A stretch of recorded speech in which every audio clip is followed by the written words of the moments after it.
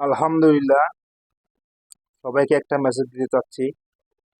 মেসেজটা হচ্ছে যে আল্লাহ সুবহানাহু ওয়া তাআলা আমাদেরকে দুনিয়া পাঠাইছেন। তো দুনিয়াতে আসার পরে করার কথা ছিল কি, করতেছে কি এবং যাব কোথায়। আসছি এই জন্যে যে আল্লাহ তাআলা হুকুম আহকাম মানার জন্য এবং কি রাসূল পাক সাল্লাল্লাহু আলাইহি ওয়াসাল্লাম তরিকা চলার জন্য, এবং কি আল্লাহ সুবহানাহু ওয়া তাআলা দুনিয়া শান্তি দিবে, আখিরাত কল্যাণ দান করবে। দুনিয়া থেকে আখিরাত বানানোর জন্য এক ফিকির করতে হবে ভাই। চাকরি করেন, ব্যবসা করেন, যে যেটা করেন না কেন, পাশাপাশি দুনিয়া থেকে আল্লাহ তাআলার হুকুম আহকামগুলো মানলে আল্লাহ তাআলা কি করবেন, আমাদের একদিন বিধান করবেন যে দিন থেকে শুরু আছে তো শেষ নাই।